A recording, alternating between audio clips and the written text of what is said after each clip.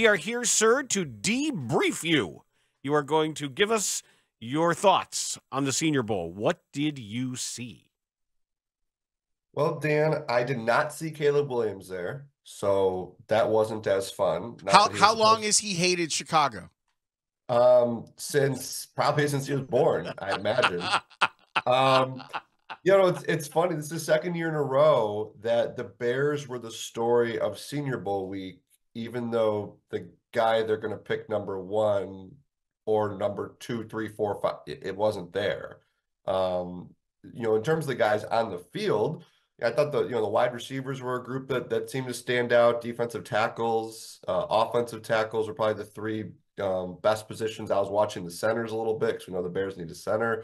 But these are guys who, probably a few first rounders certainly, but you're talking mainly day 2, day 3 guys in terms of the guys on the field. And then obviously, as you both know, a lot of the action takes place, late at night in downtown Mobile, where you're running into agents and scouts and personnel people and coaches and trying to just, learn what everybody thinks about the Bears and what's going on in the league right now. So it was, again, it's just interesting for the Bears to be the center of attention again. They got a brief reprieve, I guess, from that, because I think it was Wednesday that at The Athletic, we had a big story about the Jets and everything that went wrong with the Jets last year. So that kind of took over conversation Wednesday. But yeah, you just walk around and everyone's like, you ready for another crazy offseason? And that's what we're here to do. Okay, so I'm curious. So, as comfortable as you are to share, what were people saying about the Bears? Yeah, it's really interesting to me because we'd start, you see somebody, you start talking, and I'd always kind of ask the question like, well, what do you think they're going to do? What do you think they should do? And nobody knows. Nobody was telling me, oh, I've talked to people in the building and they've told me this, because I think the Bears are understandably going to be quiet about their plans. And I do believe that they are going to be very diligent about this, and they're going to take this all the way until they come to the decision, and they're going to use the combine and use all those interviews. But almost everyone I talked to said, putting a GM hat on, it's an easy decision. It's Caleb. And, these are people who are not in the building. These are people who don't work for the Bears. These are people who are not necessarily in Chicago and have been at Soldier Field to see some of the crazy, amazing things Justin Fields does, or to see and hear some of the things his teammates say about him. So I always kind of use that caveat. But like, they just kind of look at it from a very, I guess, basic point of view, as you have a number one pick. This guy's incredibly talented. The guy you have has not taken the steps that you were hoping for. Why wouldn't you take him? That's essentially what Brad Biggs says. Every time he's given an opportunity in a mailbag or elsewhere to answer a question, he just says that the quarterbacking hasn't been good enough. They have a responsibility to try to get the quarterback right, and this is their chance. And they're taking Caleb Williams. Right. And like, it could certainly be somebody else, right? Like, I'm just going to do my best to always keep the door open. But these are also people who have watched college football, who studied prospects, who have scouted prospects, and they believe in Caleb Williams' abilities. They believe he's going to be the number one pick.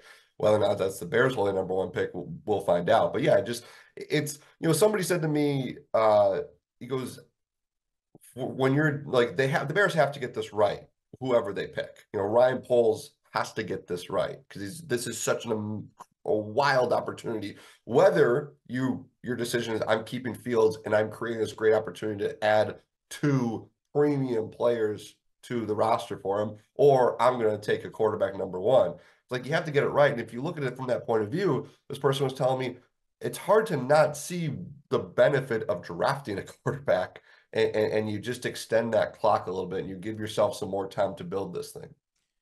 Okay, so when it comes to what's happening at the Senior Bowl, because of the way that this seems to be a top-heavy draft with quarterbacks, and so none of those guys are really there, the ones that you expect to go in the top 10, there are a couple of other quarterbacks that might be later in the first round or into the second round. Bo Nix, Michael Penix Jr., when they're down there, what are they trying to accomplish?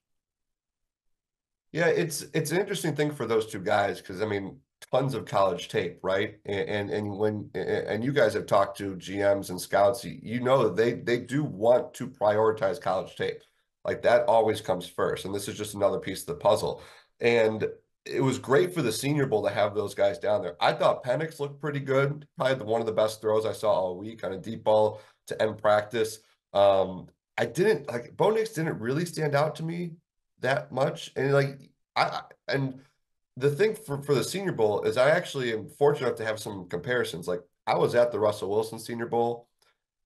I was at the Colin Kaepernick Senior Bowl. Like those were two guys, and Kirk Cousins too. Jimmy Garoppolo. All right, those four. Those were guys who you came away from Mobile being like, oh my goodness, did those guys improved their draft stock. Those guys were really impressive there. And we obviously saw what all of them have done in their career. Josh Allen, Baker Mayfield. You didn't come away from Mobile having that thought about any of the guys there. Tulane's Michael Pratt was probably the one who maybe didn't know a whole lot about him, and he looked pretty good throughout the week. I'm not sure where he is draft-wise. Obviously, he's not one of the first-round guys, but maybe he's the one player that people were saying, oh, he's somebody that upped his stock. But with Penix and Nix, and what you didn't come out of there thinking that they're suddenly putting themselves in the conversation with kind of the big three, or even maybe up in the top half of the first round. When it comes to the offensive line play, like you said, the Bears are looking for a center, which means that people that are reporting on the Bears are looking at centers. Do you think that it's more likely that they will go the free agency route with that? Is there a draft prospect that you could see middle round them doing something with, or is it a combination of both? Yeah, it's a great question, Lawrence, because I think from like a roster building perspective, you'd like to see them go ahead and draft a center on day two, and hope that he's good enough. You plug him in and look at what that starting offensive line can be. But you could also make the argument you can do, the Eagles did this a couple of years ago when Jason Kelsey stuck around and they still drafted a center. I mean, you can bring in a veteran for 1 year, and if when your rookie center is ready, you plug them in. The Bears are in a weird spot right now, and this is not just center. This is going to be for the whole draft, but I use center because no, you're not taking a center at 9, and the center you take at whatever that pick is, 73, you might not feel great about. The top 2 or 3 centers are probably going to go in between that range. And I think it's a good reminder that I'm just very curious to see how Ryan Poles maneuvers. Is there somebody that he really is going to want at the back of the first or early in the second that he's going to have to move up for? Does he move back from whether it's 1 or 9 and some of that draft capital allows him to be in that range? Because you guys have probably seen Jackson Powers Johnson's the center we talk about a lot, the guy from Oregon who had a really good week down here.